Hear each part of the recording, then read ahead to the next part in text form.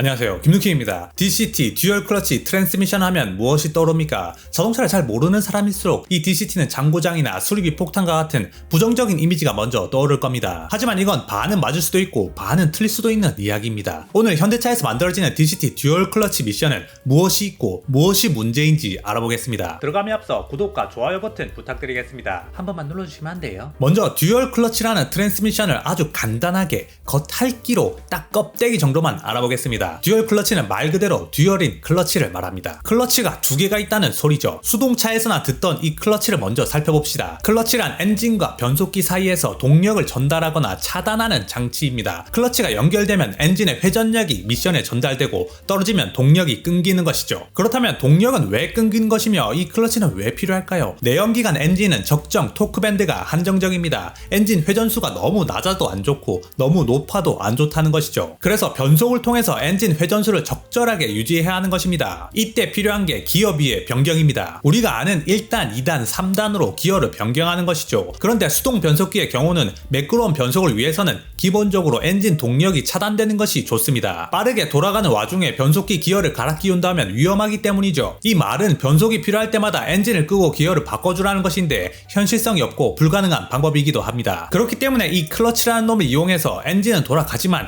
미션에서 그 동력을 받지 않는 상태를 만드는 겁니다. 엔진에서 미션으로 전달되는 동력을 분리시켜 놓는 장치죠. 간단하게 정리한다면 수동 변속기는 변속 과정에서 클러치를 이용해서 동력을 차단한 후 변속을 한다는 겁니다. 그렇다면 이 듀얼 클러치는 뭘까요? 위에 말씀드린 클러치를 두 개 사용하는 녀석입니다. 그리고 수동 변속기의 방식을 사용해서 기계적으로 자동 변속을 하는 장치입니다. 다만 수동처럼 운전자의 개입은 필요가 없습니다. 하지만 자동 미션과는 꽤 많이, 아주 많이 다른 녀석입니다. 자동은 유압을 사용하는 방식이고 수동은 기계적으로 기어를 변경하는 방식입니다. 이것은 하늘과 땅의 차이지만 막상 운전을 하는 운전자들의 입장에서는 별 차이를 못 느끼는 것이기도 하죠. 그렇다면 이제 두 개의 클러치를 가지고 있는 DCT를 보겠습니다. 두 개의 클러치는 개별적으로 연결되는 축을 가지고 있습니다. 그 축엔 홀수단과 짝수단의 기어가 맞물려 있습니다. 예를 들면 1단, 3단, 5단, 7단이 하나의 짝꿍이고 2단과 4단, 6단 후진 기어가 하나의 짝꿍이라고 생각하면 되겠습니다. 이런 구조상의 장점은 하나의 클러치가 작동하고 있을 때 다른 놈은 노는 게 아니라 그 다음 고단이나 저단을 준비시켜서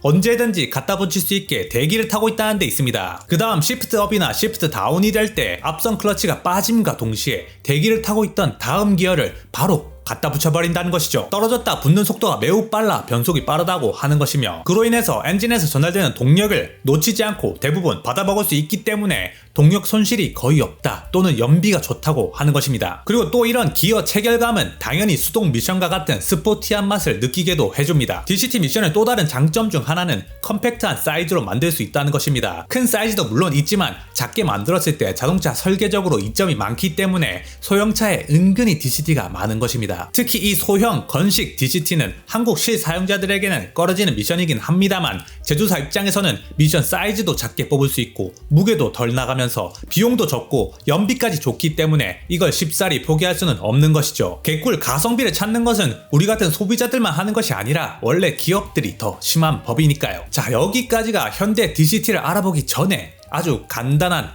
기본 DCT에 대한 수박 겉핥기 중에 겉핥기를 해봤습니다. 당연히 위 설명은 모든 DCT 미션을 설명하는 것이 아닙니다. 아주 기본적이고 간단한 수준으로 말씀드렸으며 당연히 제조사마다 방식도 형태도 기능도 조금씩 다를 것입니다. 그렇다면 대망의 현대차 그룹의 DCT는 어떨까요? DCT가 달려있는 현대차는 사지도 말라고 하는 소문이 있던데 과연 그렇게 위험할까요? 먼저 소형차 위주로 사용되는 7단 건식 DCT부터 보겠습니다. 적용 차종을 자료화면으로 보여드립니다. 현대기아 대부분의 소형 중형 차량들이 이 듀얼 클러치 미션을 달고 있습니다. 물론 엔진 형식과 연식에 따라 조금씩 달라질 수는 있습니다. 현대차의 건식 DCT는 앞서 말씀드린 작고 값싸고 가볍고 효율 좋은 놈이라고 생각하면 되겠습니다.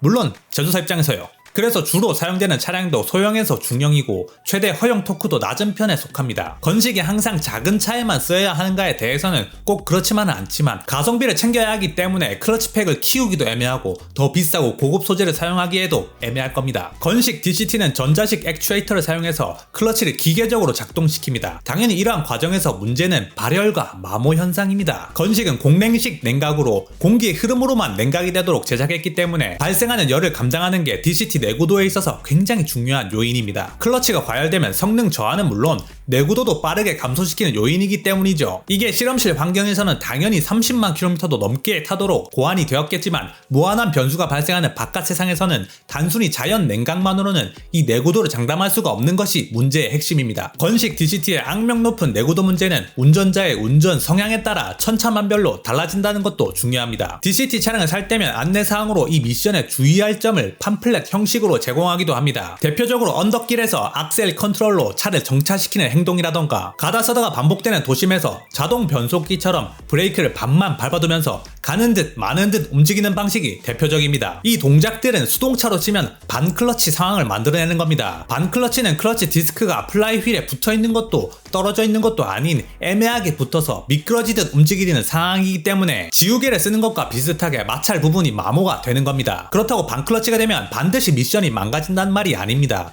이런 상황이 지속적이고 반복적으로 누적된다면 내구도가 더욱 빨리 소모된다는 말이죠. 뿐만 아니라 현대차 건식 DCT의 내구도를 깎아먹는 요인이 하나 더 있습니다. 현대는 2011년 벨로스터 6단 건식 DCT를 최초 적용했는데 초기 모델이기도 하고 한국 도로용으로 세팅되지 않아가지고 소비자들에게 엄청나게 욕을 많이 얻어먹은 미션입니다. 가다 서다가 반복되는 상황에서 심하게 울컥거리고 승차감이 상당히 나빴기 때문인데요. 이 인식은 그대로 현대 DCT는 울컥거리고 승차감이 안 좋다는 인식을 낳게 됩니다. 이 정도로 욕을 먹었는데 가만히 있을 수만은 없겠죠. 새로운 7단 건식 DCT에서는 이 인식을 없애고자 세팅값을 한국 도로 사정에 맞게 변경을 했습니다. 저단에서 변속 충격을 줄이고 부드럽게 변속이 되게 바꾼 것이죠. 아니 바꾸기만 하면 끝날 일을 왜 처음부터 지랄맞게 변속 충격을 만드는 거예요? 하지만 당연히 하나를 얻으면 하나를 내줘야 하는 게 인지상정입니다. 변속 충격이 없다는 것은 수동차에서 반클러치 상황을 의도적으로 만들어두었다는 말과 비슷합니다. 한마디로 내구도를 깎아먹는 변속 로직을 저단에 구현해 두었다는 것입니다. 물론 이것은 공학적으로 더 복잡하겠지만 저는 일단 겉핥기로만 말씀드립니다. 이 변경이 있고 나서 변속 충격이 실제로 많이 줄어들었으며